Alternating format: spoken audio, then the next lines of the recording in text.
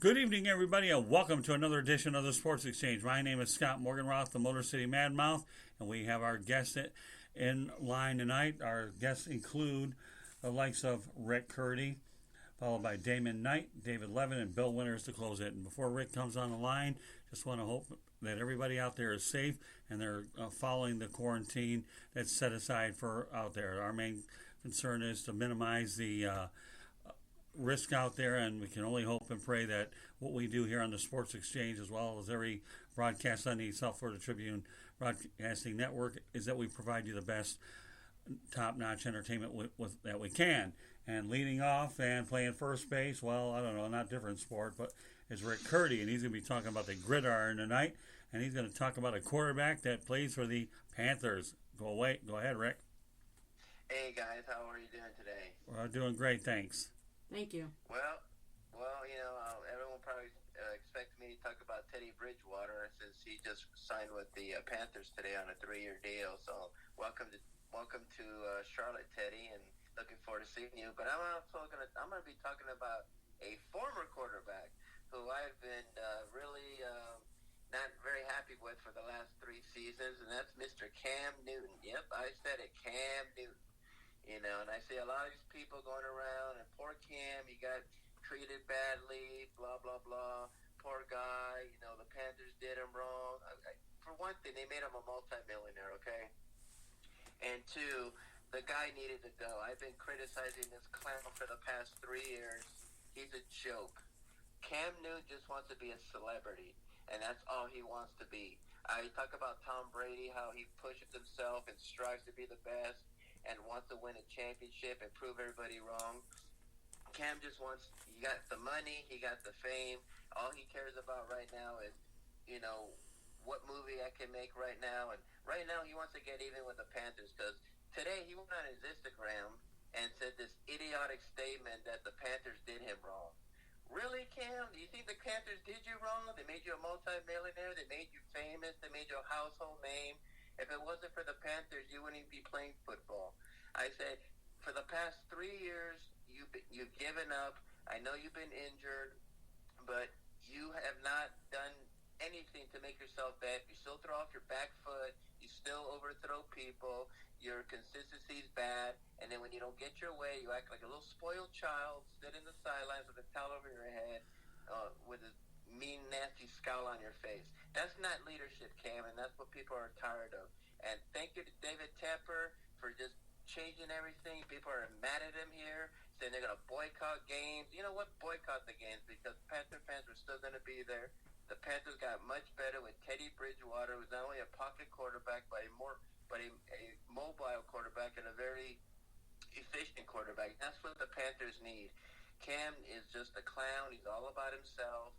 I'm not going to miss the days where he looked like Liberace threw up on himself with his wardrobe at the press conferences.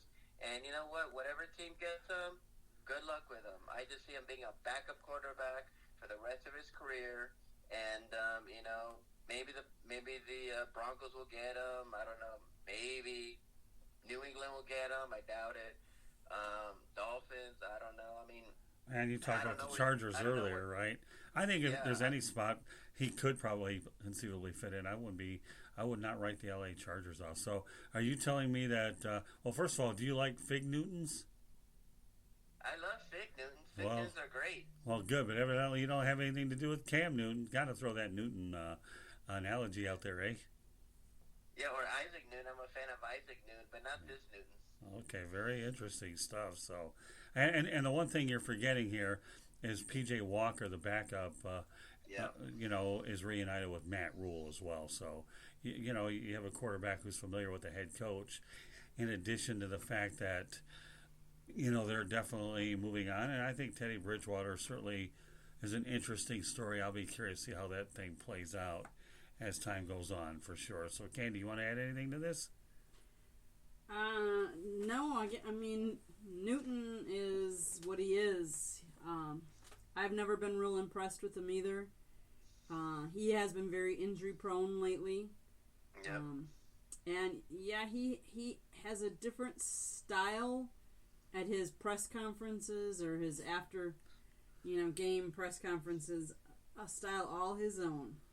Well, let's not lose sight of the fact, Mr. Journalist, okay, that he was 0-8 in his last 8 starts. So that certainly probably makes your case a little bit better that you don't like the guy. I mean, obviously, every now and then you throw me a curveball and you do throw a fact at me, but, it's okay. If I throw facts up at you, it's designed to make you look pretty good, just so you know that. Well, I mean, he's a clown. I mean, the man doesn't read his playbook, it's obviously. The man doesn't look at film work. You've already had former Panthers like Steve Smith coming out and saying Cam is a lazy player and he doesn't want to get any better, and it's obvious. I mean, look at him.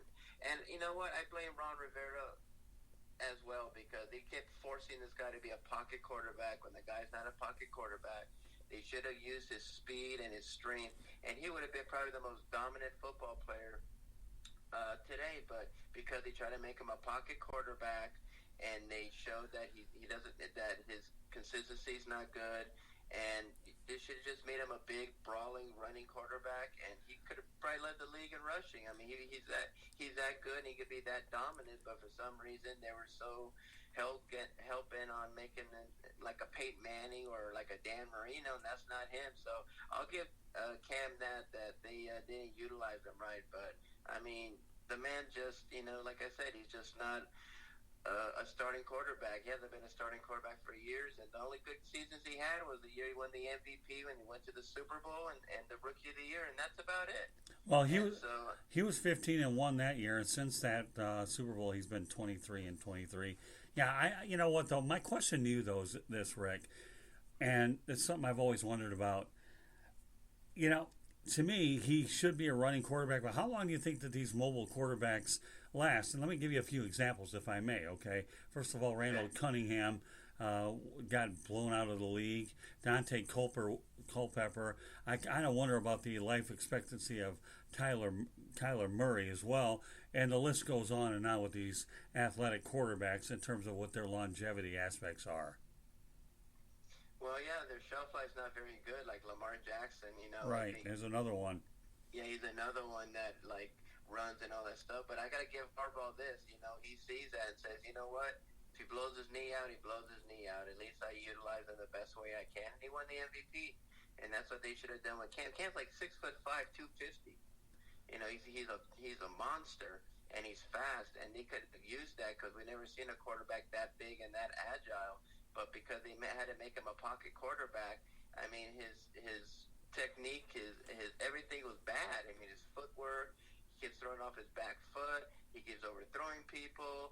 He doesn't read players very well because he doesn't read his playbook, for one thing. He's too busy figuring out what to wear at this press conference or stuff like that. And like I said, people are so loyal to this guy, even though he's not, they get frustrated with him. They're so loyal to him, and I keep telling the Panther fans, we want to win a Super Bowl, and Cam was not going to win a Super Bowl, and I don't want to hear this.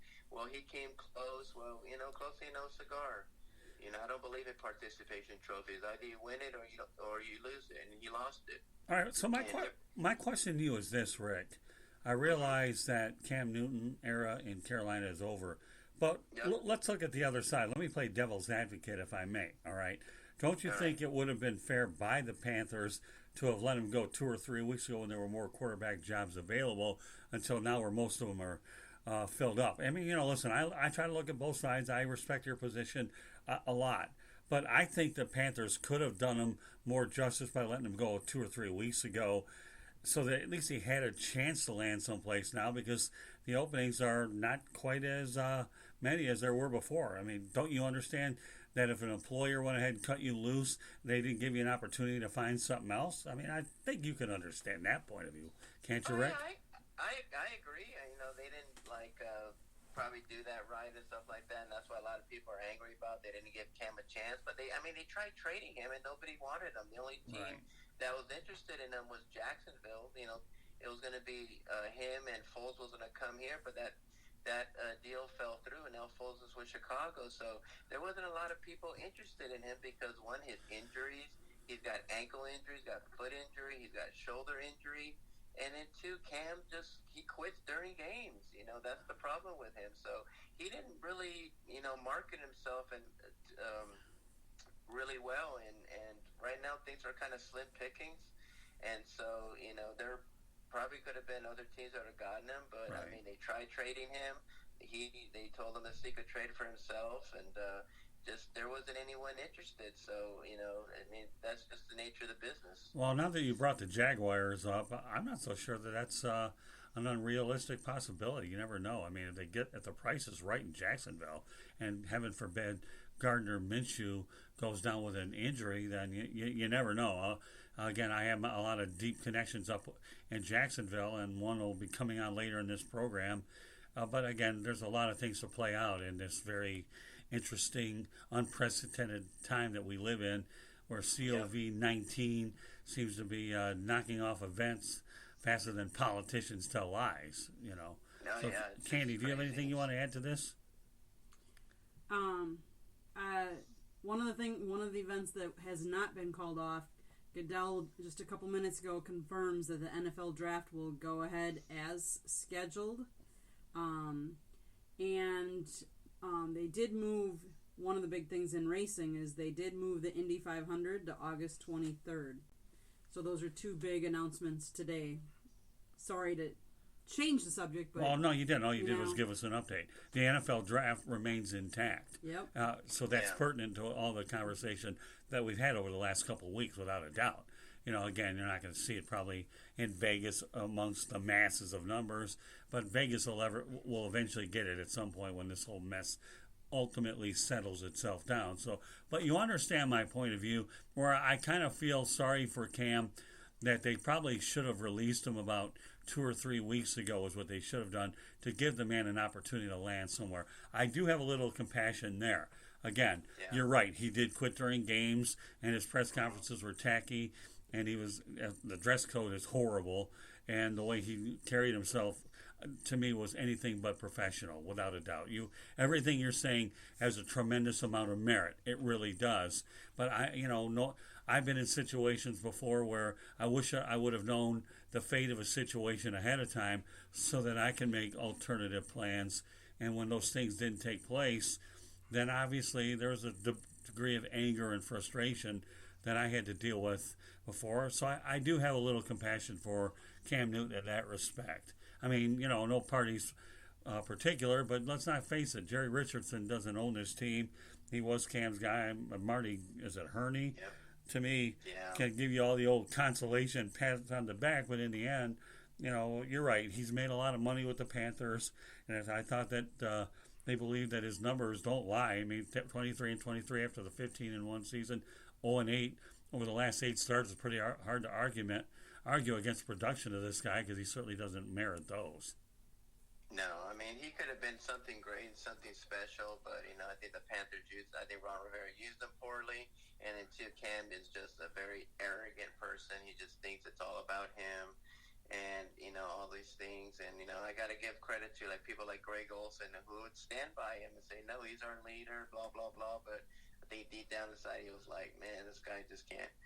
He's not the guy, but we're not gonna throw him under the bus. So I gave kudos to the Panthers for standing with him, but I think many of them probably felt that he just wasn't the guy. And I used to be a Cam fan, and I soured on him for the last 3 or 4 years just because of his attitude and his Right. arrogance. Oh yeah. And his and you can tell when he plays that he doesn't really prepare very well. He doesn't look at film. He doesn't read his playbook. Right. And he just his body language is it's bad, and it was just time for him to go. And Tepper never drafted Cam. Right. He never hired Ron Rivera. He's a new owner now, and he's here to make changes. And boy, he's made a lot of changes and really got the Panther fans angry, and I love it.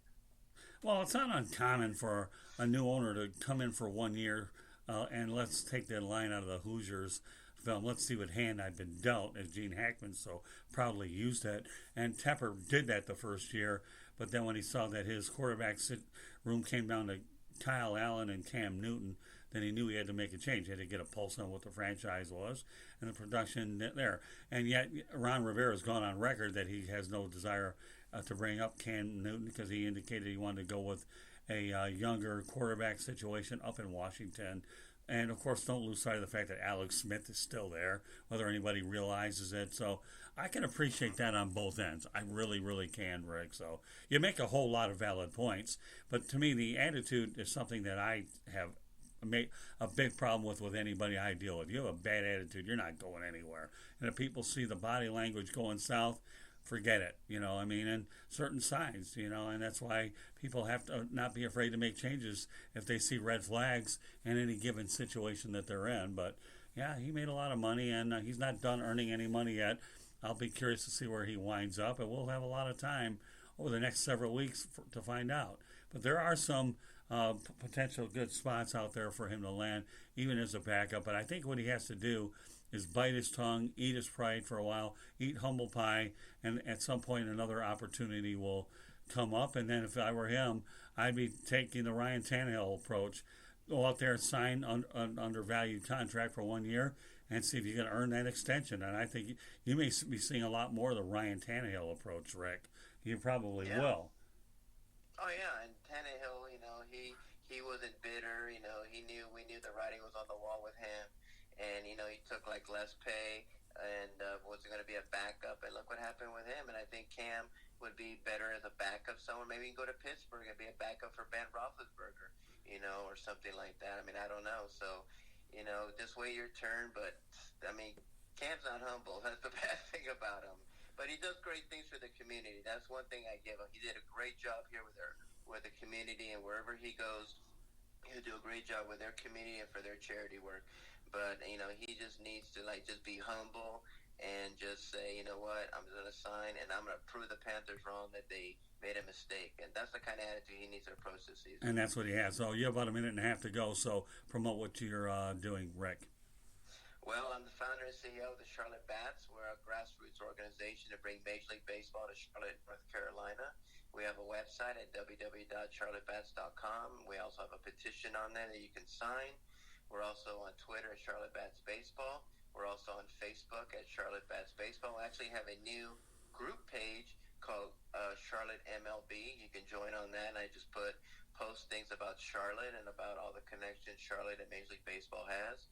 And if you have any questions or any comments, or you want to bash me for my Cam Newton comments or anything like that, hey, feel free. That's fine, whether we agree or disagree. My email is charlottebatsbaseball@gmail.com. That's CLTbatsbaseball@gmail.com.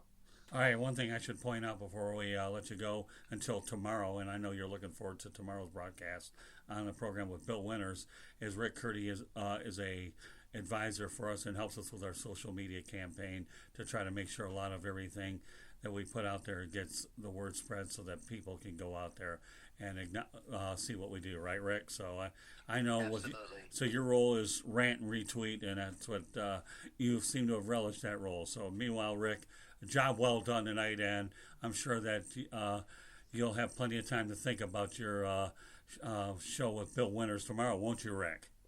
Absolutely. It's going to be fun. It's going to be Hagler and Hearns. It's going to be George Foreman and Muhammad Ali. It's going to be Tyson and Holyfield. I'm ready. Yeah, well, we'll just name Rick Curdy, Don King, and Bob Arum. So little preliminary promotions. All right, Rick. Job well done, partner. And as far as I'm concerned, we'll see if you can top tomorrow's act. All right, Rick? Absolutely. All right, Thank you, guys. Have a great night, buddy. Thanks, Rick. Thank you. Bye. Bye. Some thoughts about what he had to say. I agree with him on his rants about Cam Newton. It amazes me because Cam is only 31 years old. He's a Heisman Trophy winner, #1 pick in the draft, but yet we're saying now none of us want him. And look at Brady. He's 42, 43? Right. And there's 12 years difference in there, but yet Cam just hasn't figured it out. Well, and I don't know, is that just Cam or was that the system he was in with Rivera? I think a lot of it has to do with injury, to be honest with you. But I'll tell you one thing I can give Cam the benefit of the doubt, though, and that's this. He's not a Heisman Trophy bust. He's had a productive career, so I'll give him that. A lot of quarterbacks more or less go ahead and are Heisman Trophy bust. He's one. You had one breaking news point. Why don't you go out there and get it out there before Damon Knight calls in. There has been an Avalanche, Colorado Avalanche player tested positive for coronavirus. Guys, it is affecting everybody. Please be safe. Please. This is not a joke. We've hit record, I think cases worldwide are over 500,000 now. This is something serious. People are really dying from this. And everybody was taking it, I think, way too lightly before. Please, please heed the cautions. Yeah, and our expectation here at South Florida Tribune Broadcasting Network on all of our programs is to make sure that you have the best entertainment possible so that we can, this is a deviation from everything you're doing. So I'm working as hard as I can, as I've always tried to do, to make sure we have the top-notch guests across the network, and I'm looking forward to a lot of the things that we have in the coming weeks, without a doubt. So, so COVID-19 is serious stuff, folks. Stay quarantined, stay safe. Keep listening. Right, and keep listening. I don't want you to be a statistic. So with that said, I want to welcome South Florida Tribune correspondent Damon Knight to the program. Damon, glad to have you back. Yeah, thank you, Scoop. I appreciate it. Yeah, I'm glad to be on. Glad to have you. So, all right, well, Rick Curdy got off with his Cam Newton comments. Yeah. So what do you want to add to the Cam Newton discussion? Man, what a fiasco. They had a plan for him in place a week ago, telling him, hey, we're going to release you. We're going to try to trade you. And Cam Newton took it as oh, you guys think that I want this. And, he posted saying that I got forced into this. Don't manipulate it like I asked for it. So he went off, and now he's just motivated as ever. If you go on his Instagram, he's just been working out and rehabbing. And, he led them to 68 wins, 55 losses, and 1 tie in the regular season, and in 9 years with him. And he went 3-7 in the postseason, and that's including his trip to the Super Bowl 50 when they played the Denver Broncos. And then he had that famous fumble where he didn't dive for the football. He's the Panthers' all-time leading scorer, passing yards with 29,041 yards, passing touchdowns with 182, and rushing touchdowns with 58. He's got 1 year remaining with $19 million on his contract. Any team to take a chance on him, that's a pretty sizable, deal to ask for services for a quarterback of his caliber. All right, so my question to you, Damon, where do you think that Cam Newton lands? Washington. Ron Rivera is there. As his former coach. You look at Dwayne Haskins, he could help with his development. And then they just signed his former backup last year, right, Kyle Allen. Right. Yeah, to me that would be the perfect fit because he understands what Ron Rivera wants to run, and he's the perfect supplement for him. Yeah, I'm not so sure I agree with you on the Washington one. I think Ron Rivera went on record saying that now he could change. You never know how things go as time goes on. So I'm not going to say never because of the, all it would take for him to do is let Alex Smith go and then maybe Newton finds a spot. But Ron Rivera seems committed to going the younger route. And it looks like the fit with Allen and Dwayne Haskins appears to be there. But you know what? I'll put that in the never say never. But let's just say, would you have any second or third options for where you think Cam Fig Newton? I'm going to take this out of Cam Fig Newton here, out of Chris Berman's nickname category, because he used to like to do them. We're going to have some fun with that tonight. But give me some alternative destinations for him. Alternative, you look at New England, they just got rid of Tom Brady. They had Jarrett Stidham, but, Belichick needs a quarterback that's experienced, has big game potential, and has gone through all the ups and downs, and Cam Newton's the perfect fit. You think Cincinnati, but Cincinnati's going to draft Joe Burrow. Right. Miami's there. You have, Ryan Fitzpatrick and Josh Rosen behind him, so they have options.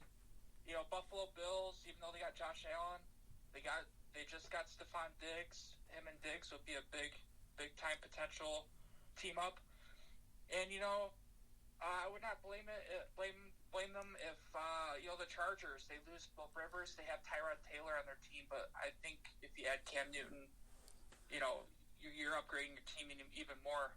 Yeah, I think I'm more with you on the Chargers one. I don't know whether the Patriots can afford them because they don't have a lot of money to spend during this off season, and I don't know who the backup quarterback is in Buffalo. Do you? Obviously, Josh Allen is your starter, and he's a Josh stud. Allen.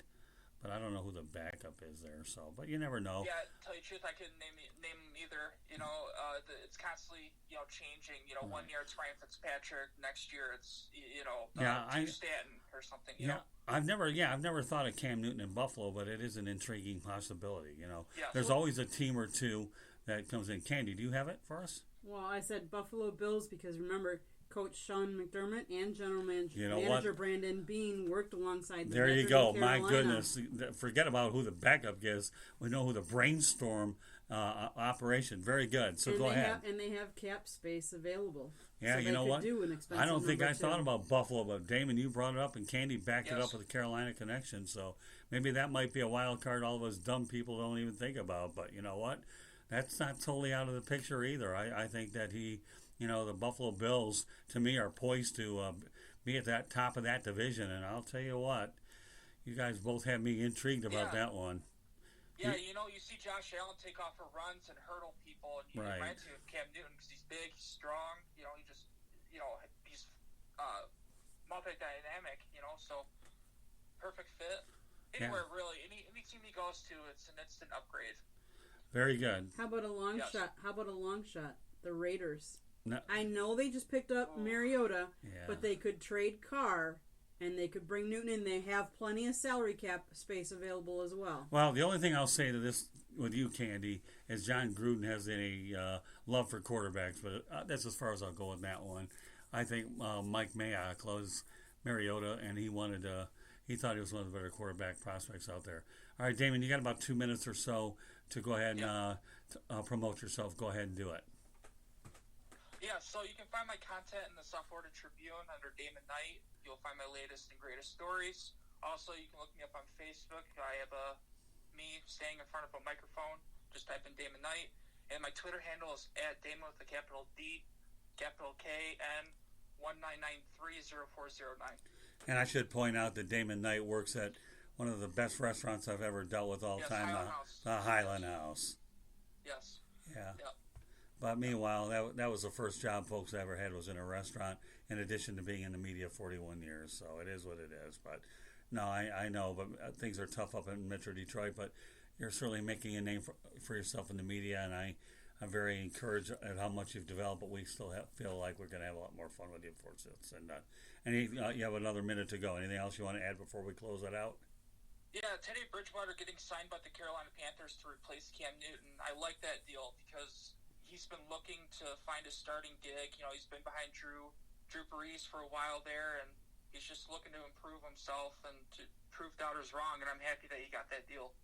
Yeah, I am too. He got a fresh start in Carolina, and don't forget the wild card P.J. Walker being reunited with Matt Rule's, and P.J. Walker played with Matt Rule out at Temple University. So there's some interesting connection between the ones Candy brought up with McDermott and what was the other one? And Bean. Of course, I could see that now. That makes a lot of sense.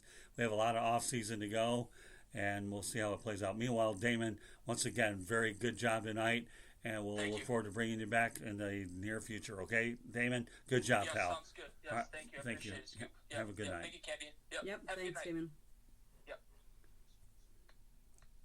You, Miss Evelyn, continue to go ahead and bring up some interesting pointers. For some reason or another, we've been at this, talking about a lot of football talk over the last couple of weeks. And, of all the predictions that we've made about where this guy can go, for some reason or another, I'm intrigued about the Buffalo connection. Sometimes you find a team that comes out of nowhere, and then they end up snapping up a prospect or a player. And this one intrigues me of all the things that we've talked about for sure. So, very good stuff. Anything else you want to add? Thanks. No, it's just interesting to see how much has moved and how many players have changed teams. It'll make for a very different dynamic in the NFL when we eventually do get to playing games. Yeah, whenever that may be, although the NFL's luckier than all of them. Their off season got disrupted. They're not canceling games yet. We have a ways to go. So, if any league so far, granted the OTAs aren't there, the draft isn't there, but that's the least of their concern. When it hits them in the pocketbook is when you start losing regular season games. sure you'd like to have the draft, but that stuff that was never big in the first place many years ago. So to me, that's either here or there. And your backup would be Matt Barkley for the Bills. Matt Barkley, okay. Yeah, Matt Barkley, former USC Trojan, is what he was. Mm-hmm. And I think that's one of the things to me that, again, he's an inexpensive backup. And you know what? He's been a lifelong backup. But Matt Barkley's still in the league. And there's a lot of other quarterbacks out there. But I can't see any of the ones, now that I look at it, I don't see Jameis Winston ever landing in Buffalo because of the fact that there isn't that Carolina connection. Andy Dalton, unless the Bengals get the right trade, there's no crime in keeping him, at least in Cincinnati, for another year because he's on a team-friendly contract anyways. And then who else we have? We got Cam Newton, Andy Dalton, Joe Flacco. Yeah, Joe Flacco, where could he wind up? It's anybody's guess. But with him, the reason he got released by the Broncos is because he had a physical issue. So, and right now, physicals don't really quite come as frequently, and now they're having to use doctors in the area compared to how it used to be done. Well, this virus has changed a lot of things. Like the draft. They're not meeting in Vegas. Everyone's got, and they can't go to their team facilities either. So they got to find other ways and other means to be able to do the draft, which will be very interesting because how many trades are normally done on, on draft night. So they have got to be able to communicate with other teams as well as communicate with the league. Well, from what I know, and I've covered my fair share of drafts over the years, usually what they like to do, of course this year is anything but unusual, and as your sister Marie would say, one of my favorite words that I've learned in the last 2 weeks is unprecedented, because that's exactly what this thing is unprecedented. But usually what the top draft prospects will come into the building, and then they'll be able to be available for us, but we know that all goes out the window this year. Yeah, so they'll be limited. I'll be curious to see how the media handles their conference calls and how well I tend to be looped into them, but we'll TBD on that. So I do have a quick question for you before David Levin comes on the phone. The Detroit Lions own the third pick in the draft, and the Giants own the fourth. Do you think the Miami Dolphins would go ahead and trade up to try to get Tua if the Lions and the Giants can get a boatload of picks? You have about a minute or so to predict it.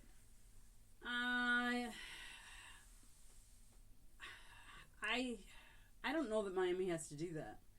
I don't know that the Lions or the Giants would take them. Well, I don't think the Lions. Yeah, I don't think so either. The Lions committed to Stafford, and of course the Giants have their quarterback and Daniel Jones. Right.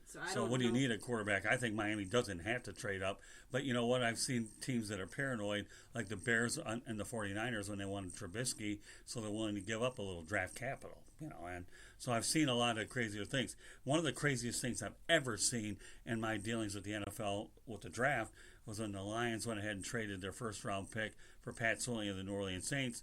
That guy turned out to be Willie Roaf. And by the way, Willie Roaf is in the NFL Hall of Fame. Swilling had a couple of good years, and I can remember Wayne Fonts, who was the coach of the Lions at the time, smoking his cigar. We got our ultimate scary pass rusher. Well, for a few years it worked out, but all Willie Roaf did was get inducted into the Pro Football Hall of Fame. How'd that work out? And let me tell you, there's a lot of candy scenarios like this where some of these outrageous things happen, and you look at it.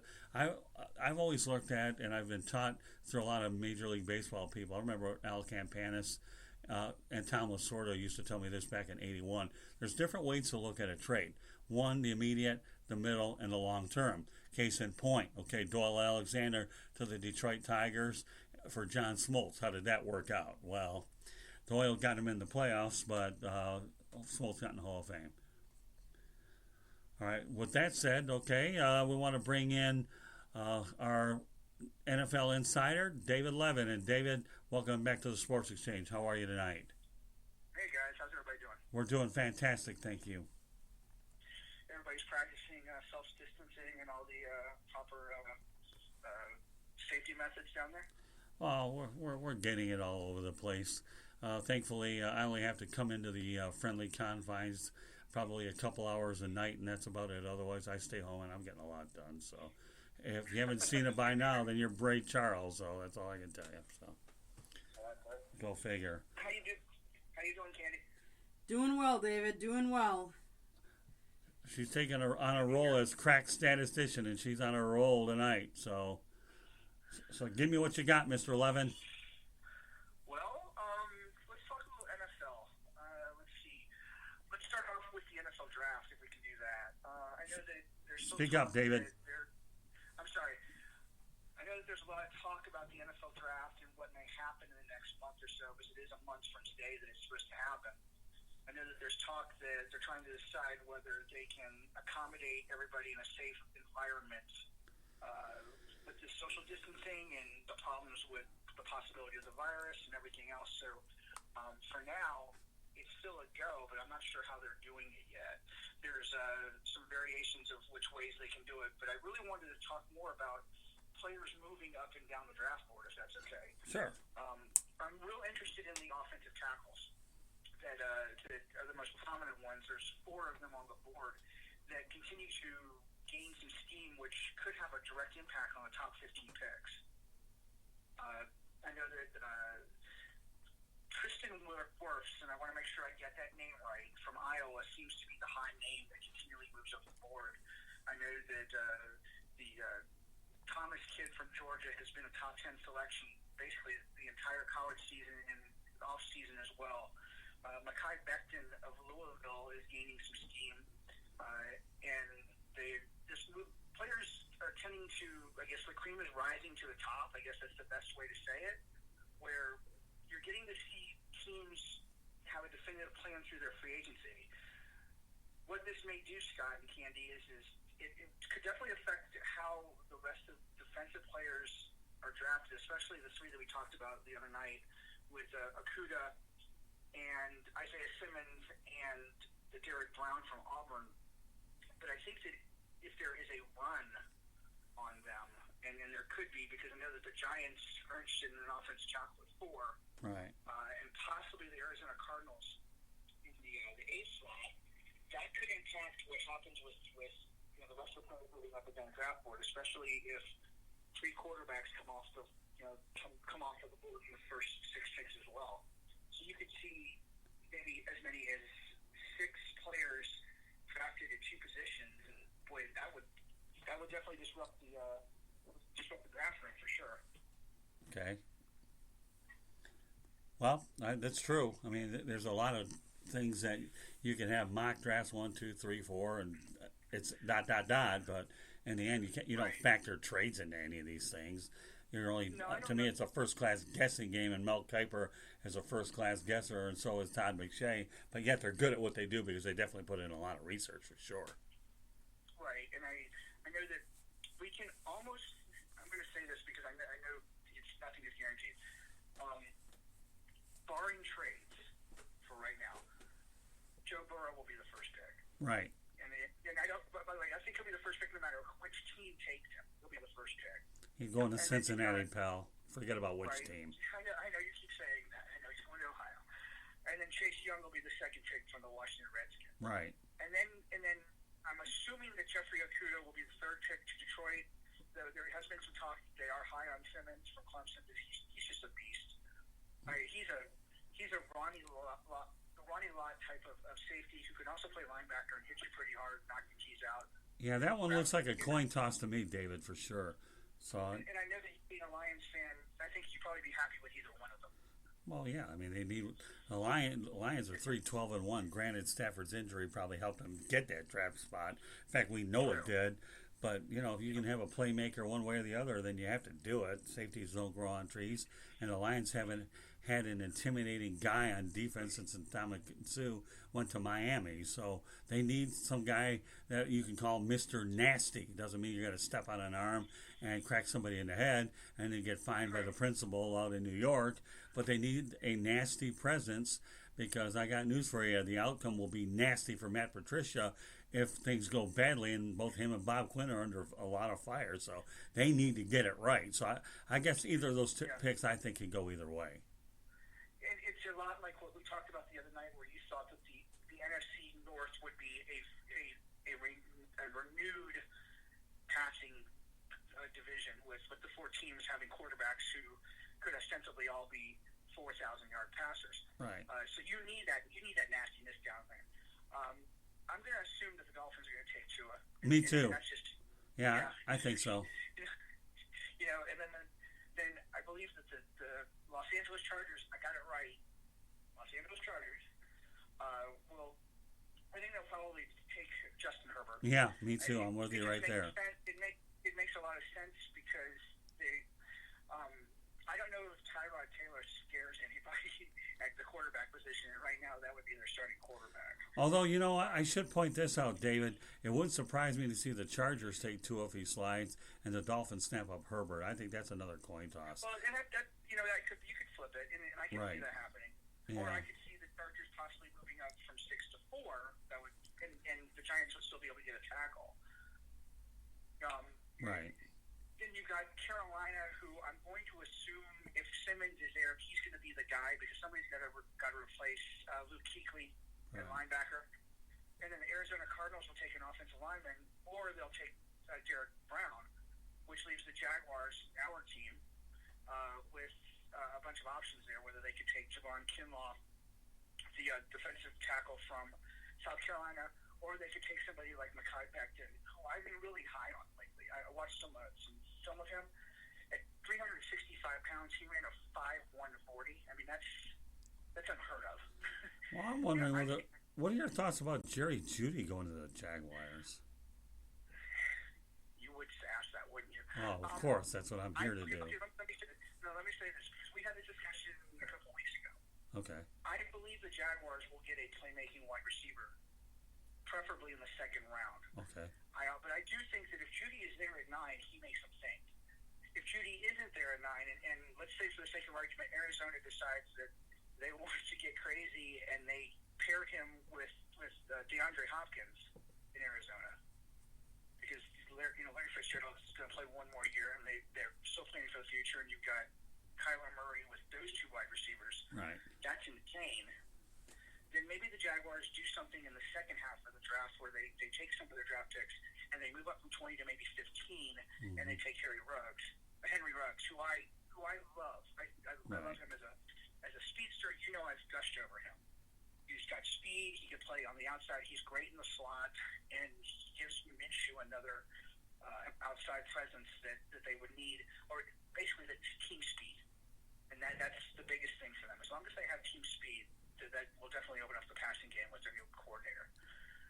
So, and then at number 10 is Cleveland, and I'm going to assume Cleveland's probably going to try and find a left tackle to help Baker Mayfield there, because the offensive line was hurt. They haven't really gelled since Joe Thomas retired.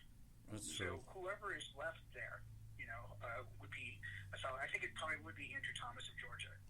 All right, they have talked about him. I'm going to throw a couple curveballs at you that got thrown my way before you came on the broadcast. Number one, Candy's the first one that threw it. She wondered whether or not Cam Newton could land in Buffalo with you had Sean McDermott and who? Bean. Right. That to me is an intriguing landing spot for him. That's different. I haven't heard that. I haven't either. Candy's the one who came up with this. I didn't come up with this. I give her credit for that. Once I heard that, I was intrigued. This girl knows her stuff. We're not dealing with some stupid dame here. This girl knows her stuff. But I haven't thought about that because I figured they're pretty happy with what Josh Allen's doing. But it oddly enough makes sense. But you got Matt Barkley there. I mean, would you? Well, Matt Barkley. Hey. But that's Matt Barkley, okay? We're talking about a guy who, if you have an opportunity to get Cam Newton, Josh Allen goes down, and you have two people all too familiar. And I think the recurring theme throughout this whole last several weeks is teams are signing players that they're familiar with. Boy, this one falls into that category for sure, David. Right, Candy, since you nailed that one? Well, then, Candy, way to go. By the way, throwing curveballs, isn't it really upsetting that today would be the first day of Major League Baseball and we are not watching it? Yeah, don't depress the heck out of me. I'm in mourning today. Yeah. I hear ya. I struggle getting up in the morning. I wore all black today. I'm red, white, and blue. I wore all black today too. Candy, that was intriguing. Thanks. I like it. I do. I really like it. Which also lends to this, Scott. Like you said, you're seeing general coaches and, Right. and people and GMs find players they're familiar with. Right. So if you want to take that route, I'll segue back into one of the topics we talked about, but I'll throw another curveball at you. Okay. Why wouldn't Cam Newton wind up with the Redskins? Well, I'll tell you what. The more I see that situation, Ron Rivera, unless he's going out there and putting up a good smoke screen that none of us know about, is committed to go with the younger combination. That's what I think.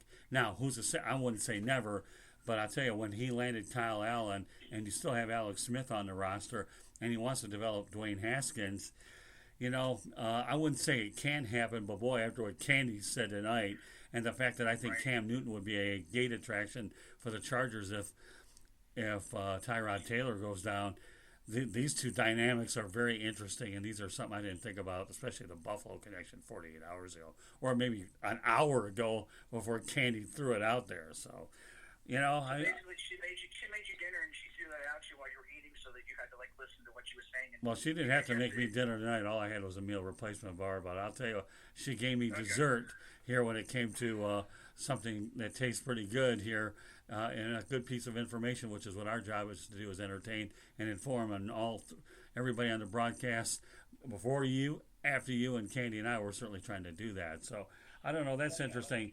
Let's get to a couple of other points, okay, that you talked about earlier, and we'll go through them. Jimmy Garoppolo back to New England, you brought up earlier. I'd like to hear a little more about what your philosophy is on that. Okay, so I do a lot of what you do too. I do a lot of research, and I look at the internet, and I look at all the things that are being said, and who is the hot topic or the hot button thing, especially with free agency, what's going on. And I see this quote, and said, because people in San Francisco are so not real happy with the Super Bowl outcome, and they do put part of the blame on Garoppolo. Why wouldn't New England even consider the fact, if they're not going to go after Cam Newton, and they cannot make a deal for Andy Dalton? By the way, I don't think Jameis Winston's even in that conversation. I don't either. Not up there. No, but I could see Newton or Dalton, so let's just keep those two there. Okay. Dalton you have to make a trade for, and Dalton, by the way, now appears to be willing to stay a year and make the transition, which may be really good. Well, you know what? I think you're dead on with that. Why would he not want to stay a year if the Bengals can't get the right? Because God forbid anything happens to Burrow, Dalton's right there. He's capable. Plus, I hear he's on a team-friendly salary cap price, so that doesn't hurt either. So. Yeah, and I looked at the figures just like you did today. I went and took a look. And by the way, the Cincinnati faithful, they really like Andy Dalton. I mean, he is to Cincinnati what Ken Anderson used to be. I'm not going to go as far as Boomer, but I'm going to say, the wizened veterans who did the right things and said the right things and fit in with the organization, and that's Andy Dalton.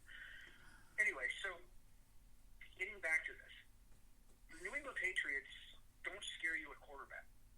Right. They need one. And Garoppolo isn't real light to the. Like I said, I believe firmly that he's entrenched as the quarterback in San Francisco right now. And I don't think anything has anything to do with the front office or anything like that. But I heard this rumor today that somebody suggested on the internet. I don't remember who it was, so we'll just leave it at that. Why would New England call the 49ers and say, I want Garoppolo back. I'll give you a first and a third. And I'm saying that I'm throwing in the third. I heard about the first rounder for Garoppolo. Because as I remember, Belichick liked Garoppolo, wanted to keep Garoppolo, and Tom Brady didn't want Garoppolo. So Tom Brady won that argument. And maybe that's where the fracture begins between Belichick and Brady, because maybe Belichick thought it was time for Brady to move on, and he wanted to keep Garoppolo and start grooming him. Well, I could see New England biting on that trade in San Francisco. You get a first-round pick and a third-round pick, probably, and there are some capable quarterbacks out there, but it remains to be seen there. But I'm intrigued by that possibility for sure. Let's go on to a couple of other points. Clowney setting the bar for free agency. Go over that one very quickly. Sure. He hasn't moved yet, and I know that we've talked a lot about defensive ends and Unique Ngakoue and other pass rushers that have moved, the needle a little bit. But he's not there. I mean, he's still there. He's not a hot topic. It's almost like well, why isn't he moving? That's the hot topic. Right. So when he finally, I'm assuming he's the biggest fish defensively that is still out there because other players have signed in the last week, few days. So he's a big guy, and if he can get more than the $17 million that's being rumored that teams are willing to pay right now, somewhere in the $17 million range. If he moves, then other people will follow him. And I think that's one of the reasons why the Jaguars aren't doing anything with Yannick Ngakoue yet. Right. They got him franchised for $17.78 million. Right. And that's on the books right now. But if Jadeveon Clowney is signs with another team for only $17 million, it's not advantageous for Jacksonville to move in Ngakoue yet. They would force him to have to play under the franchise tag, and they're only paying the $17 million. Right. Because no team is gonna want to offer a draft pick when they basically get the same kind of production for somebody they can sign in the off season. That's true. It affects him, and I know it affects a few other players that are still out there. Unfortunately, right this moment, I'm having a senior moment, and I can't think of their names. It doesn't matter. All I can say is Clowney's not going to get as much money as he thinks he is. So I could ultimately see him re-signing with Seattle. But let him test it for another couple of weeks, and then he'll come to a senses realizing maybe I need to prove it for another year, and we'll see what my value is. Unfortunately, guys like him that get older, the biggest thing Clowney has going for him is I don't think he's ever played I think he's only played one 16-game season. His durability has come into issue, and that's why a lot of teams are hesitant to lock him up. You want a guy for 16 games. You're not looking. You pay for 16, okay? You don't pay for 14. You don't pay for 13. You go to the grocery store. If you're buying 6 pounds of ham, you're not paying for 4 pounds of ham, if you get the analogy. Right. So that's where I think Clowney's got problems. Also, if Dante Fowler had signed for more than $48 million over 3 years, that would change the market as well. Right. Help both players, but it didn't happen that way. So we definitely see that teams are willing to wait it out and see what happens. Right. So that also makes the draft that much more important for teams that need pass rushers. So we shall see what happens. All right, so let's go on to another point. You talked about offensive linemen in the NFL draft. You want to quickly go over that again while we move on to the next thing that you wanted to mention? Sure. I really believe that the offensive linemen are going to be the ones that shape the first round of this draft. Okay. If they have the run on the offensive linemen, it's going to change. It's going to push everything back, with the exception of the quarterbacks, because we know that 1, 5, and 6 are going to take quarterbacks. So those are 3 positions that are already filled. Okay. If there is a run on offensive lineman, it's going to push everybody back, and somebody like Jeffrey Okudah, not Simmons, could be the one that takes the fall, which may be perfect for Jacksonville. Right. If he were to be there at number 9. So I think that that's the position you have to watch. And you know as well as I do, there's always a run on one position, somewhere between 10 and 18 in the draft. It'll be much higher this year because players like Worst and Becton are gaining so much steam because of the way they performed at the combine. Well, let's summarize the whole thing. His object of the game, protect your quarterback. You're paying him a lot of money, and that's where the emphasis on offensive linemen will be. Next point, how the coronavirus is affecting the NFL draft. Players can't come in for interviews. Yeah, that's definitely the one notable difficulty that teams are having this year, but at least they haven't canceled any games. So why don't you go ahead and elaborate on that, what we can expect as we go on to another couple of points. Okay. Like we talked about, it is everybody is frozen solid. We are stiff. We're paralyzed. NFL teams can't do this.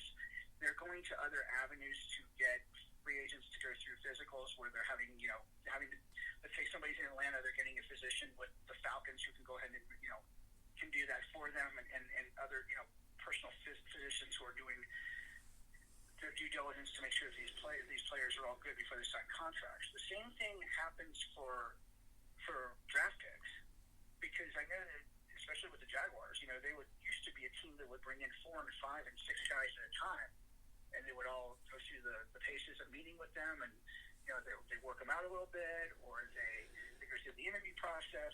You can't do any of that. So it's either being done by social media, similar to what the Jaguars are doing with their PR people or anybody else's PR people, where they're doing it by Skype or other form of social media or telephone or whatever. But it's not a face-to-face interview. And if you didn't get any time, remember they reduced the number of interviews you could have at the combine. So if you didn't have contact with that person as much as you wanted to, you're not getting the full, the full effect here. So I think that's going to affect the draft and how cautious teams are with making their selections. I agree to you to a certain point, but even when you go through the regular interview process, whether it's a combine or whether it's the pro days, even though you interview a guy well, doesn't mean he's going to turn out anyways, but this certainly doesn't help the cause. So I'm with you there. Right. A few other points I want to get to. Cam Newton on the Chargers. I think we both think that that's a realistic destination, and it wouldn't hurt if he went to the Chargers. He could sell tickets if Tyrod Taylor goes down in a brand new stadium. So, but the one thing that I was curious about earlier is what about Cam Newton goes to Jacksonville? Do you think that's been talked about a little bit? It's been talked about. It's been talked about more by the fans than it has anything else. Okay. I know that today, and we keep on rehashing this. I know that Jameis Winston to Jacksonville is probably a more realistic opportunity than Cam Newton going to Jacksonville. All right. Because Cam would be going to start. Jameis Winston maybe on a 1-year show me deal. Right. He has to compete. So it's a little bit more. There's more of a possibility that you'll see the former Buccaneer in Jacksonville than you would see the Team Newton there. Totally agree with you. All right, two more points I want to get to. Sean Payton no longer has a COVID-19. It's about time we got a little bit of good news there. That's awesome. Yeah, that's good to know. And then finally, the Rams and the Chargers logo. All I can tell you is Eric Dickerson hates it. You weren't too thrilled about it either. So give me your take on that. Okay, when I saw the Rams logo, I wondered what kid used his Photoshop and his little topography deal so that he could come up with some really cute design. It looks so elementary and it's ugly and it's. I'm glad Eric Dickerson spoke up. I really just don't like it. I like the Chargers because it's got the powder blue in it, but I mean it doesn't blow me away either.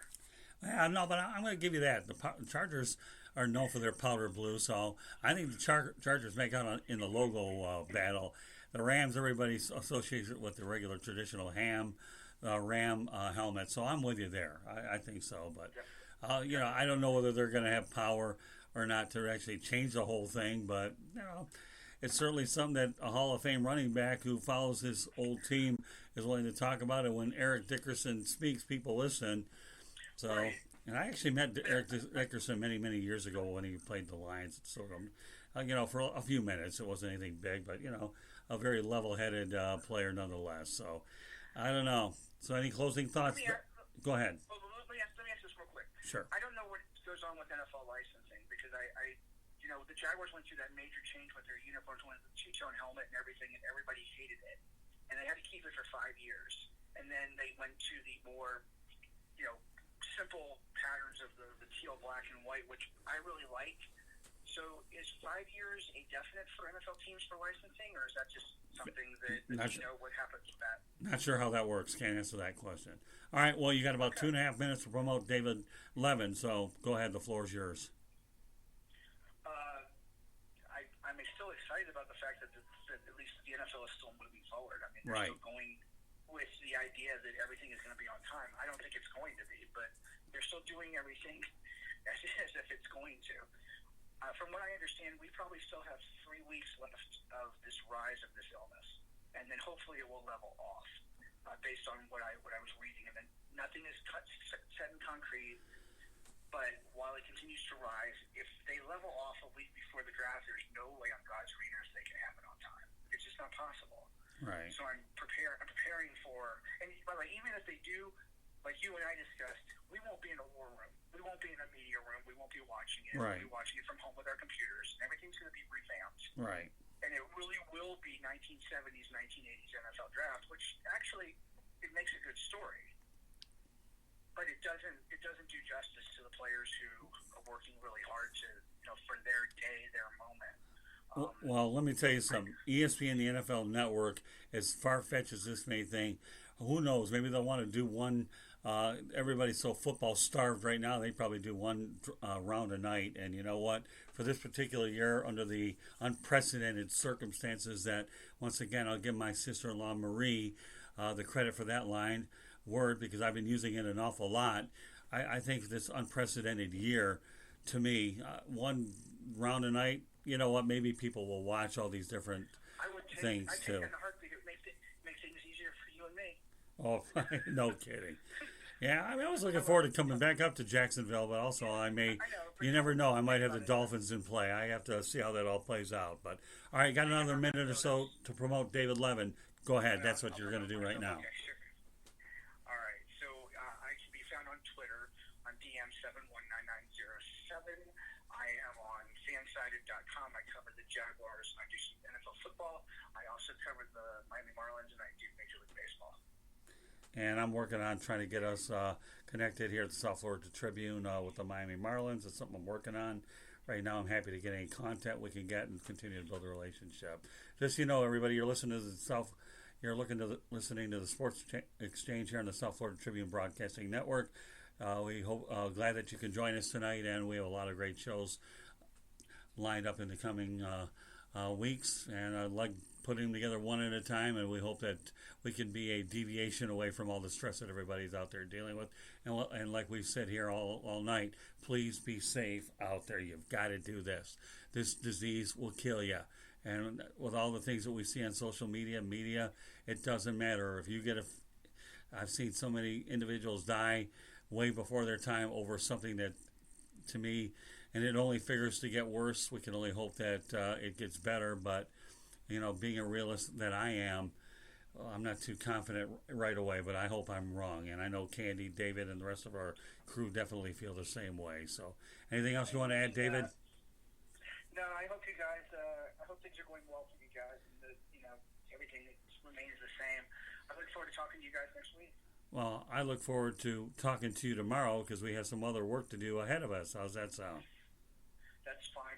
Same time, same bad station, okay? Oh, absolutely, man. So meanwhile, Okay. David, job well done tonight, and you and I have a lot of, we're going to be on the air heavily next week, and we'll announce that Definitely. in the coming show. So meanwhile, David, great work tonight. Appreciate you, David. Thanks a lot. Thanks, Talk to you David. later, good. You bet. Good night. You bet, Judy. Thanks a lot. Bye-bye. What's your take on a lot of the things that we've talked about tonight? I know we've covered a lot of bases in and out of the virus, but I think the real winner tonight is you coming up with that Buffalo Bills Cam Newton scenario. Well, you just never know, what what I might come up with. Well, you're our MVP tonight. I'm going to tell you that right now. So if I had a game ball tonight for a show, you would definitely be getting it. I'll take it any day of the week. Well, we'll see what we can do to arrange it. Okay. So meanwhile, what are your thoughts? Anything you want to add about the online publication? So, if you are wondering where you can find us, you are listening to us tonight. You can listen to us live on Spreaker. But you can also find us on Apple Podcast, Google Podcast, Spotify, Deezer, CastBox, iHeartRadio Podcast. Any of those places, any place you get your podcast, you can listen to the night show or previous episodes. Go listen to us. You've got time now. You're quarantined. You can listen to. We also have 108 stitches baseball around the horn, or baseball talk. Yeah, we need to shorten that. There's Wild Bill, Motorman and Wild Bill. There's Rude Dog and Mad Dog and Rude Dog, or Rude Dog and Motorman. Motorman. I don't know. We got a lot of motors involved. We got a lot of different shows. Go out there, listen. And if you're not one of those that wants to listen, go read www.southfloridatribune.com. We have lots of content. We have primarily a lot of sports content, but we have other content too. Well, we still have content. Well, we got coming in. Reuters. I mean, they're providing us our national sports as well as news. I got news for you. I like to go to Reuters to be able to get some of that information. Nothing like going on your own website and you have a heavy hitter like Reuters. To me, they match up to me with AP and once upon a time UPI. I should point out too on Twitter you can find us. You can go ahead and follow us at Tribune South on Twitter. We also have an Instagram page, South Florida Tribune, and also you go to Facebook. We also have South Florida Tribune there. So and a YouTube channel, South Florida Tribune, and my personal Twitter page is Scoop SCOOP. And if you can count the 5 3s, and you're going to find my personal page at 33333. If we got the five of a kind, and poker, you got it. So you can find us without a doubt. So again, our goal here is to make sure you have the best information and timely commentary, like hearing what opinions of the guests that we have on, and everybody's passionate about what we try to do, and that's the whole objective behind everything. We'd love to hear your comments. So you can email us if you go to www.southfloridatribune.com. Scroll all the way to the bottom of the first page. It tells you how you can contact us. Tell us what you're interested in. Maybe what a good topic for another show, or maybe you want to be a guest on a show. Comment, email us, let us know what you're thinking. We are here for you, and we want to help entertain you now and into the future. And if you ever want these broadcasts, you can certainly download them. You can listen to them over and over. Again, my goal is to make sure that I'm very selective of the people I bring on as guests, so we can give you the best championship people that we have. We have a lot of variety of some of the younger guys, as well as established players, coaches, and whatnot. And I'm working diligently around the clock to see who else I can bring, so you guys have the best that we can offer you here at the South Florida Tribune Broadcasting Network. You are listening to the Sports Exchange here. Our final guest of the night is former New York Giants offensive lineman Bill Winters. And Bill, glad to have you back. Bill. Hey, good evening, Scott. How are you tonight? We're doing great. And you know what? Hi Bill. Hi, Candy. Well, Bill Winters is going to do something a little different than we've done all night. We're going to be talking college basketball, aren't we, Bill? Oh, yeah.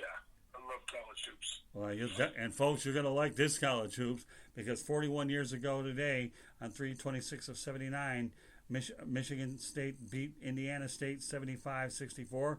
The Spartans were 25-6 going into the contest. Indiana State was 33-0. And if you haven't heard about Larry Bird and Magic Johnson, let me tell you, that was one dynamic, epic basketball game, right, Bill? What are your thoughts about it?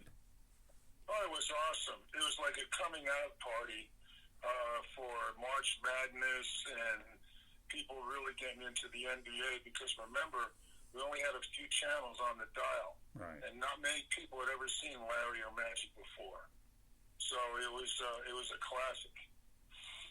Well, what people have to understand is Magic had 24 points in the game. Bird had 19. It was 7 of 21 field goal, and I think it's one of the unbelievable things that still stands. It's the highest rated game, NCAA game, with a 24.1 Nielsen rating. The commentators there were Dick Denberg, Al McGuire, Candy ought to know him from Marquette University, Billy Packer, who's a Wake Forest guy, and Brian Gumbel was the halftime. And if that didn't go ahead, if that wasn't enough, that game ultimately saved the NBA, because Magic Johnson was drafted by the Lakers and Larry Bird went to the Celtics. Larry Bird had one championship for the Celtics, and Magic had 2 for the Lakers, and Magic won the championship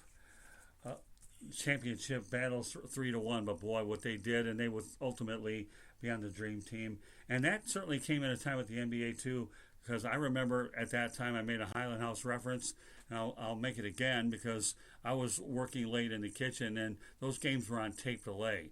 So for me, when they started at 11:30, I got home at 11:30, 12, got to watch basketball. And to think that the NBA was at its lowest point when Larry O'Brien was commissioner until David Stern took over, the NBA's come a long way. And Bill, you pointed out earlier tonight that it was like 3 against 1, wasn't it? You had 3.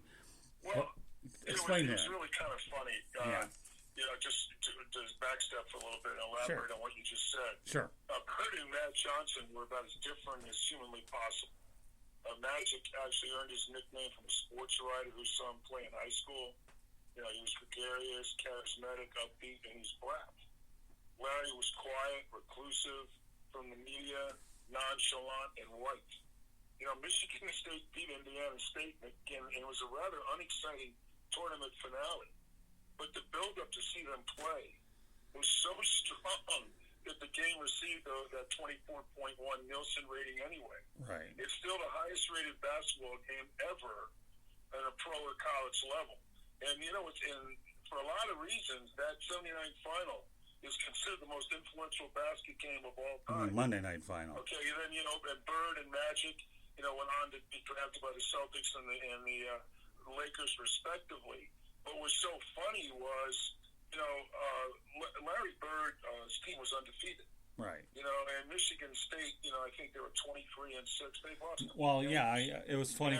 The record, Bill, just so you know, was 25-6. Let me point out a couple things to help you out a little bit. Obviously, the game was on Monday, but I was watching First Take today, and they had Magic Johnson on the broadcast. And what was so neat about it was he was asked by his coach, Judd Heathcote, that he needed to take on Larry Bird. It was a Bird-Magic matchup, them guarding each other and following each other all night. So let me tell you, Magic loved the challenge, as he did so many times during his NBA career when he had to step up in the finals one time with the Lakers and take Kareem Abdul-Jabbar. So you knew that Magic Johnson could come up at big time. So, it was unbelievable, the build-up leading up to the game, like you alluded to. And that Monday night was so classic. And I believe at that time, Bill, Michigan State played Pennsylvania, and then Indiana State took out DePaul, and Mark Aguirre was on that team. So you want to talk about an unbelievable Final Four. And John Bagley was on Penn at that time, and Penn walked through that tournament and upset everybody on the planet and pretty much made Ivy League hoops relevant. Just a little other information for you, Billy. Who was the coach then? Chuck Daly?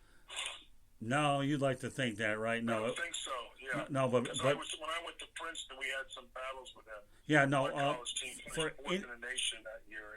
Yeah. Right. So I knew Chuck Daly wasn't there yet. Well, no, but Chuck Daly coached those guys for the Dream Team, but Bill Hodges was the coach over Indiana State, out in Terre Haute, Indiana. So you had a Bill Hodges / Judd Heathcote matchup is what you had. And Greg Kelser was another superstar on the Spartans. I believe he subsequently got drafted by the Pistons. Kelser did, and was later moved on to Seattle for Vinnie Johnson. But I'll just giving you some more information to work with, Bill. Go ahead. Continue. Sure. And this is kind of an interesting situation, too. That championship game also did wonders for ESPN. Oh, yeah. Remember, ESPN was just starting out back then. It was just, just 6 months later. And they were actually without a license to air NFL or Major League games. But they were the first ever 24/7 sports channel, and they survived by airing college basketball games nonstop. Right. So the rising popularity of this network that considered itself the worldwide leader in sports, every NCAA tournament game was televised, raising the significance and the intensity of March Madness to a whole new level. Bill, just a few years later. Yes, go ahead, Scott. What are you going to say? What's interesting? I love the way you bring these things up. I'll remember 1979 when ESPN was born. I was visiting some friends up in East Lansing. One of my best friends, Greg Rice, lives in the South Florida area. But his brother, Jeff, was up there, and another guy from a restaurant that I had worked at.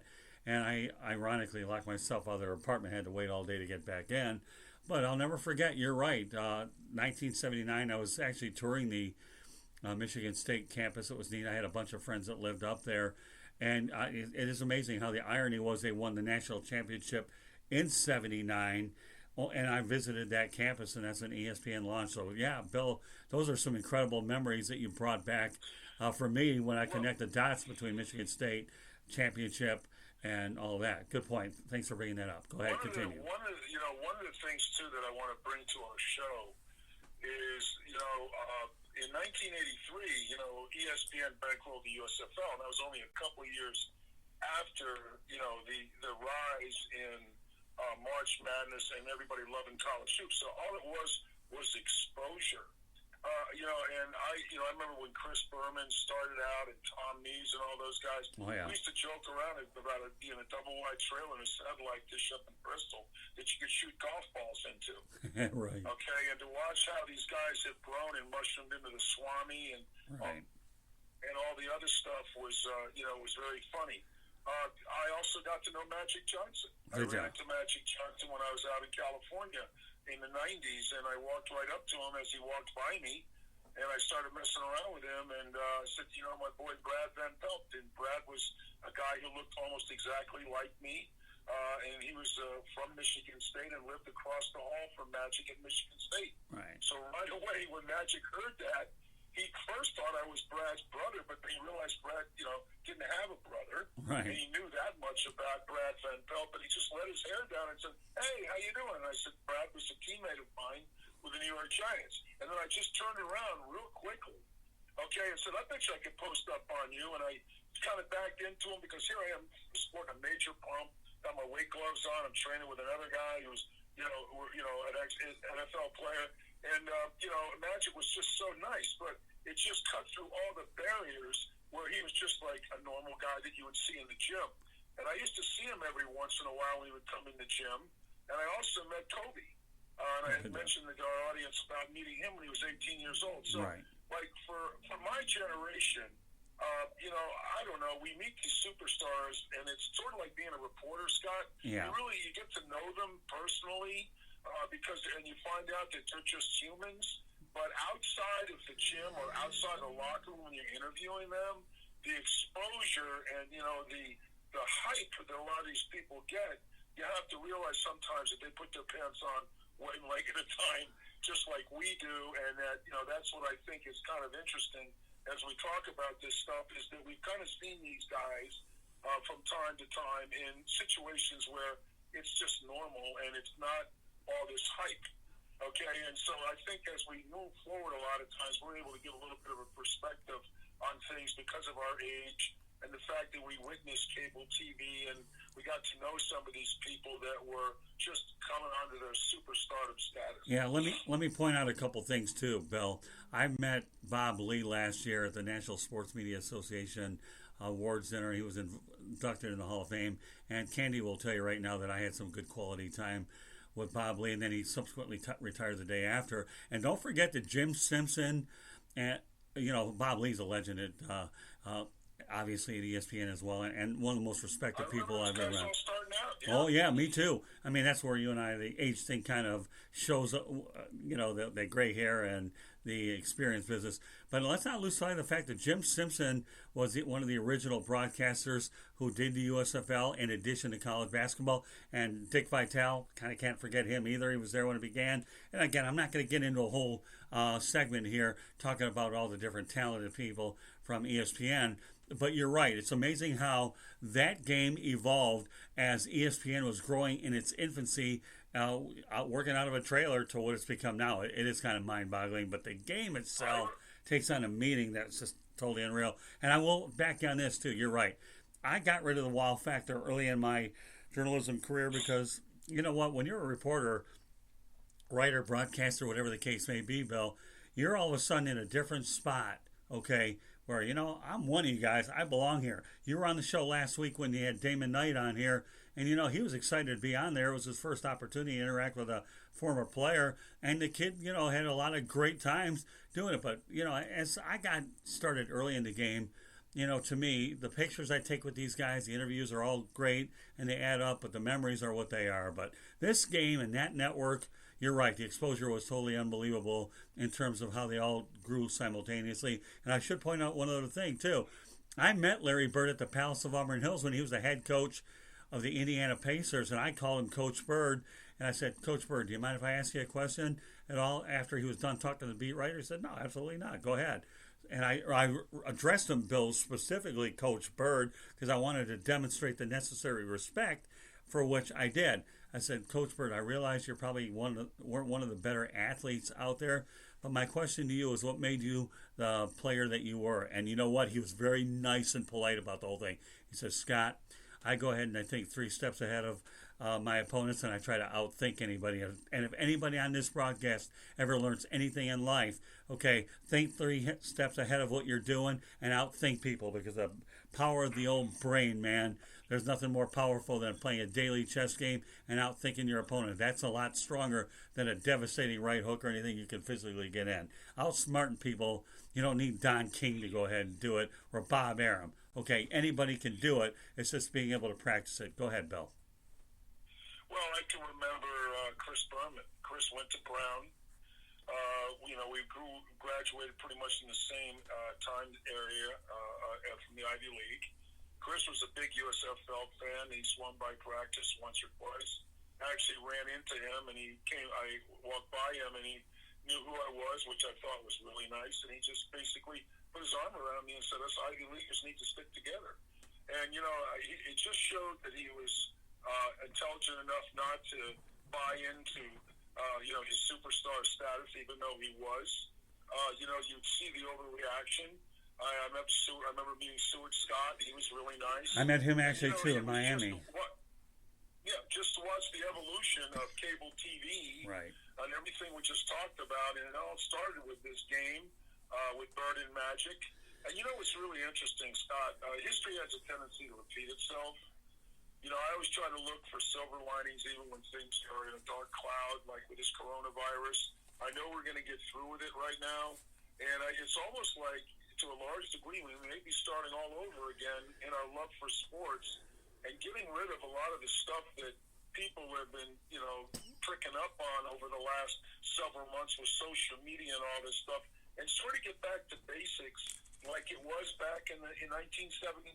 Right. Love of the game, passion, stop with all the political agendas and social agendas, and just play for the love of the game, because for a while it's going to be taken away from us. Oh, yeah. Okay? And, people are going to, get back in there and enjoy maybe the way it was, back in the days when it was just starting out. All I can say is history has a tendency to repeat itself sometimes. So it'll be interesting to see how things play out. Yeah. The NBA right now has to take a look at where they're going. I mean, they're going to have to start all over again, particularly if they don't get to play ball in the middle of May or June. Right. In the sense that, they may be starting all over with a ratings debacle, where they may need something like a Bird and a Magic to start all over again to get people to get really interested in it. Right. Because I think what's going on right now is these players are making so much money. Right. And the average individual is struggling so well. Okay, that they don't want to hear about political agendas. They don't want to hear about social issues and platforms and all that. That's all fine and good, but that's stuff to be done in the off season, not courtside or on the field and those types of things. So it might be a learning curve for a lot of people, because something that is like a coronavirus, which is making people stay at home and missing something that they truly love that they've taken for granted. Maybe they won't take it for granted so much. Yeah, Bill, the word I think that describes what you're saying is this, and I totally agree with you on this, okay? There's definitely a big disconnect between the fans and the players, particularly in the NBA. I should point out that I was hoping to meet Dan Patrick at the National Sports Media Association banquet this year, but that was canceled until next year. And I certainly would love to meet Chris Berman down the road, especially as I've tried to work on some of the things that we're working on here at the South Florida Tribune, and as well as our network and the online publication and the things that we're working on. So, yeah, I think everything you're saying has a whole lot of merit. But the word that you're looking at, Bill, is disconnect. Of all sports out there, I think the NBA has the biggest disconnect with its fan base than any of them. The NHL, these are level-headed guys that get their teeth knocked out. They play hard, and they don't make as much money. Major League Baseball has been one of those sports where there's very little, if any, drama involved. And, of course, the NFL is what it is. I mean, it's certainly the shield, and everybody loves the NFL. I mean, again, the NBA, there was a time when I covered it on a regular basis as a beat writer. Well, the Detroit Pistons had a lot of great memories over the years. And, Bill, if you know what it's like to cover a team as a beat writer, to me, it's unbelievable the connection that you have with the players and the organization and the access that you have to try to do your job a little bit easier. And I kid you not, Bill, when I was in a lot of these locker rooms, I had my favorites that I could always depend on over the years. I'll give you a few, for example, with the Pistons. I actually had a great connection with Dennis Rodman before he changed 360 degrees. Yeah, well, I had him. Not to interrupt you. Right. I was in Hollywood one time, and I walked outside of a bar restaurant, and Dennis actually followed me out. Did he? And walked down the street and tapped me on the shoulder and said, "Hi, nice to meet you." And my first impression was that he was hitting on me. Oh, yeah. And I just turned around and I said, "Hey, Dennis, how you doing?" He said, "Hey, you're a really nice guy, whatever." And I said, "Well, thanks for meeting." And he went back inside like dude to do. It kind of freaked me out. Well, you know what? But I also understood that this guy was looking for companionship. Right. That he was a really nice guy, but he was like a lost soul at times. Well, I got a story that'll. Sorry, Scott, I didn't mean to interrupt you. Oh no, you're fine. I got a story that might top yours, and anybody that wants to laugh at me, this is your moment to do it. Back in the day in Detroit, okay, I bumped into him over at West Bloomfield Lanes. And, again, he was one of my favorites in the locker room. Other favorites included James Edwards. Great guy. Yeah, he is. But I had James Edwards, Joe Dumars, occasionally Isaiah, and I had a few other guys that I would talk to as well. But getting back to the Dennis Rodman story, okay, I know we're getting off base a little bit with Larry Bird and Magic, but we'll reel that back in. But I'll never forget, I'm at West Bloomfield Lanes. I saw Dennis. Hey, Dennis, how you doing? Hey, Scott, how you doing? I got two great stories I got to mention about Dennis, okay? And number one, I say, hey, Dennis, would you like to bowl? Because at that time he was married, he had a little child. I said, sure, I'd like to do that. So we go out there and bowl one game. He said, man, you got one of the most unusual forms I've ever seen. I said, really? Yeah, I lost the first game. I said, well, you know what, Dennis? I once upon a time won a trophy for most unusual form in bowling, so it's not the last time I've ever heard this before. But you know what? Why don't we go ahead and bowl another game and winner takes all? Or, I think we ended up bowling 3 games. We made it like a 2 out of 3 or whatever it was. The winner pays. I didn't care if I was paying his or not. It was a competition. So I said, by the way, Dennis, I just hope that you can bowl as well as better than you shoot free throws. And he was laughing. He loved the humor. Well, I beat him the second game with my most unusual form, and he paid the bill, and we just laughed so hard the rest of the night. Had a good old time. Second story I want to throw at you about Dennis, and then we'll reel it back into Larry Bird and Magic Johnson to get back to the game. I'm at Boston Garden during the holidays one time, tore my ankle up, was in a cast for probably the better part of 3 or 4 months. This was at the beginning of my skiing accident out in Magic Mountain. So meanwhile, I have an issue with Bill Lambier, and I asked Bill. Bill says, why do you want to talk to him, Bill? And you know what I told Bill? I said, first of all, I don't know about you, but I need to be able to make my car payment even if you are able to make yours.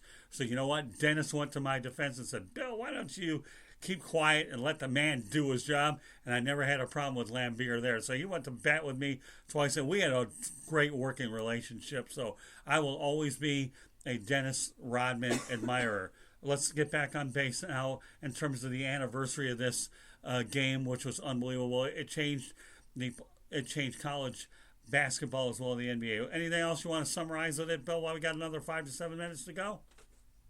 No, but I would just say that this was kind of separates us from the other people that do podcasts, is that we have met these people, we kind of know what they're like, and the one thing that bonds us is we all have the proper perspective. Right.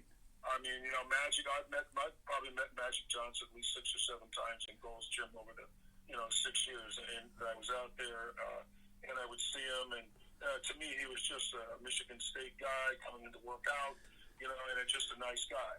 But there was a bond there, like, because of my relationship with Brad Van Pelt, I've been a teammate, and that kind of thing. And, those things allow us to basically take people on our show to a higher level, our ability to dissect the stories that are out there today currently.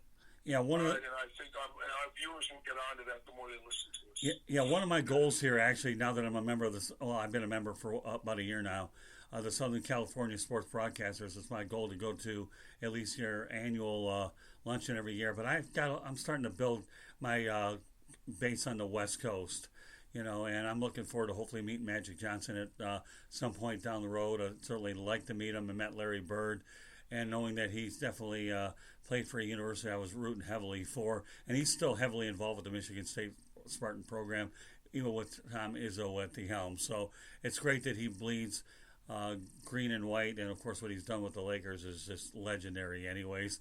But when you think of this day 41 years ago, how him and Larry Bird changed not 1 but 2 leagues around. You had the NCAA men's basketball on top of the NBA.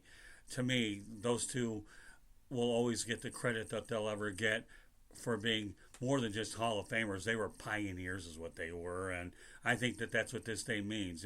In that town called Salt Lake City, Utah, you had a chance to see Larry Bird and Magic Johnson do wonders that only one could thing. And I'm glad that when they played on the Dream Team, and let's connect Chuck Daly, he was their coach on the Dream Team, the original Dream Team. So it was good to see Bird and Magic be teammates at one point. They didn't have to join forces for another team like all these other guys are doing these days. They did it on the Dream Team, and you know what? During that Olympic period, Bill, these players that faced those guys wanted their autographs. They didn't care how badly they got beaten. And you know what? That just makes these guys even more iconic than they are. So, anything else? Now, I'll throw this at you before we close. Sure. I remember I was a financial consultant. Right. All right. You remember a coach by the name of Bill Musselman? Absolutely. Well, my office was in Sarasota. It was quite a long commute from where I lived in Clearwater at the time. Right. And I was just starting out as a broker, and I would drive all the way down to Sarasota in the Sarasota Square Mall. Right. And there were four of us in a room, and Bill Musselman would sit right next to me and trade stock with my partner who hired me. And the phone used to ring, and it would be Chuck Daly. Oh, really? Okay. And there were three guys that were notorious stock traders. All right, Bill Musselman and Chuck Daly, and I will not mention the other one. Okay. And these guys were really, really sharp. And, I've found a lot of times that people that are tremendous golfers, I had the privilege of standing on the sidelines one time with Freddie Couples and a couple other guys, and these guys are big-time gamblers on ball games. I can remember Freddie grabbing me by the arm and always I said, Freddie, relax, it's the wrong score. Right. And it was the Syracuse-Penn State game, and he had quite a bit of money on the games. That's what made him such a great golfer. They tune out all the things that don't really matter and focus on putting the ball in the cup. Well, it was the same way with trading stock. And I'll be honest with you, they gave me one or two stocks that made some of my clients very wealthy. Okay, and these guys were really sharp at what they did, and you could clearly see that they had an edge to them. And it wasn't just being a basketball coach; it was their approach to life and business. And and I've seen that in a couple of situations that I've been uniquely put in because they've either been guests of guys that I played ball with, that are head coaches of college teams who are on the sidelines, watching a college game, and Troy Aikman's coming to the Cotton Bowl, and the guy that I know coached him, and they're at UCLA, and there's a bunch of golfers standing on the sidelines, and I get to meet them, and it was, and I just saw the way they interacted, and some of this stuff is a little personal, but I don't think they'll mind because of the fact that I think it's something that people need to understand. It's a way of life. Well, let me tell you this. For some people, they just don't want to be normal. They want to, they need the action. They're hardly driven. They're perfectionists in what they do, and it doesn't matter what they apply to. I mean, Kobe was on that way to doing what he was doing after he retired as a Laker. So a lot of people are more than just basketball players and coaches. These are people that are good in whatever field they apply, but they're applying the same metrics. All right, let me point out a couple things here. Number one, I did work with Chuck Daly during the Bad Boys era for quite a few years, and I love Chuck, and he taught me a lot of life lessons. Number two, I'm very well aware of Bill Musselman. He used to coach in the Continental Basketball Association. Was a prominent college coach, and I think he had some stints in the NBA. I don't know for sure, but that guy was definitely a very intelligent person, and I think Bill Musselman? Oh yeah, he was unbelievable. Bill Musselman built the Minnesota Timberwolves. Exactly. Well, I knew he coached in the NBA. He was a legendary coach. Yeah, what made him great was he went out and got the guys from the Bahamas, right, and all those guys. Yeah, I thought Bill's son coached in the NBA. Right, Eric Musselman. Yeah, I thought he coached Minnesota Timberwolves. Thanks for bringing that up. I knew he's coached on every level, Bill, imaginable. So I know how smart he was. Eric went ahead and coached there as well. So, yeah, the Minnesota Timberwolves can thank their existence that Bill did a pretty good job early on, and they can only wish they had him back nowadays. So, with that said, I'm glad you brought that up. Now we'll go ahead and take the last minute or two to let you promote Bill Winters. Go ahead. The floor is yours, Bill. Guys, I would love for you to subscribe to my YouTube channel as we grow. Just go to the YouTube channel search engine and type in Bill Winters Football. You'll see a purple circle. Come up and hit subscribe. Of course, you can go to my Facebook page. The best way is at facebook.com/BWinters55. Then you can also go to my Wikipedia page, Bill Winters Football. see my body of work, and you'll see that I'm a little bit of an anomaly. And then also, I've got my website, billwinters.biz. I actually have a couple of my teammates that I haven't talked to in 35 years who have actually ordered my book and thought it was a great read.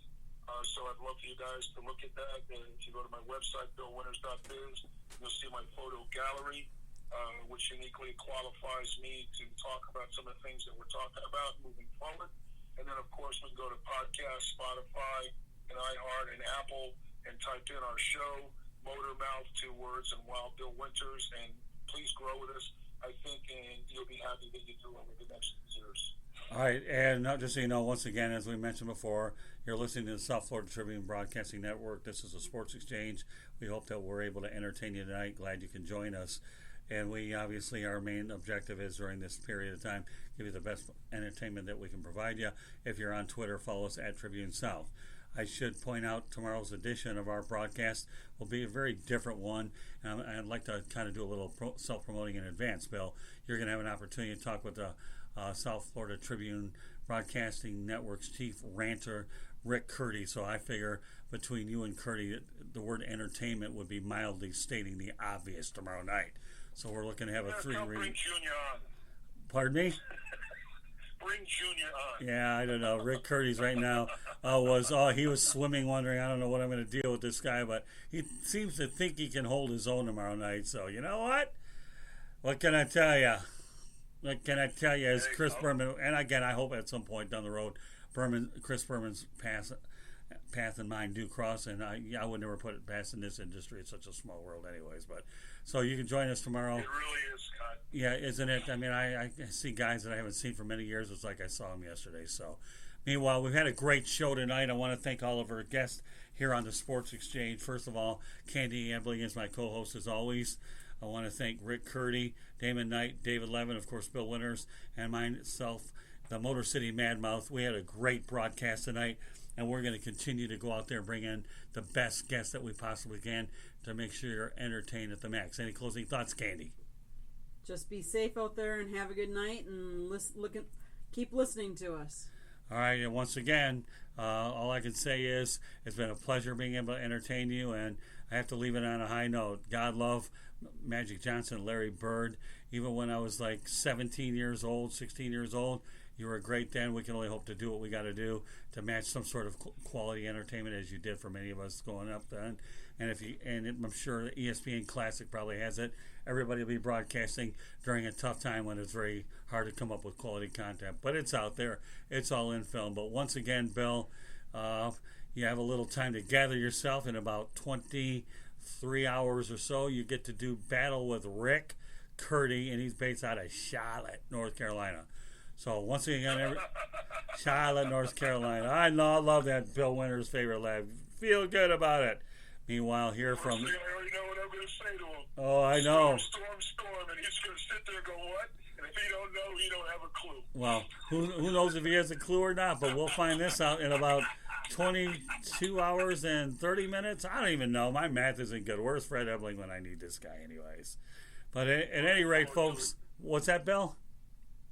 Looking forward to it. Oh, it will be a lot of fun. Mark my word.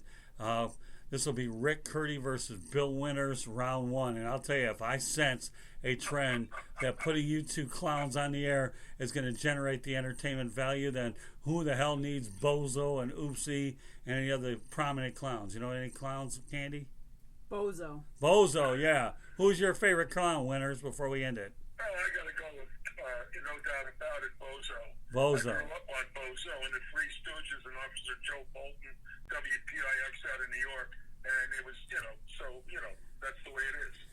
Bozo is the man. Well, let's add one other thing that just came to my mind. I want to give Larry Curly Neal a rest in peace thing. The Harlem Globetrotters legend passed away. And I know the first time I ever saw 77. Curly Neal was on my birthday back at the old Olympia Stadium in Detroit. Anything else you guys want to add about Curly?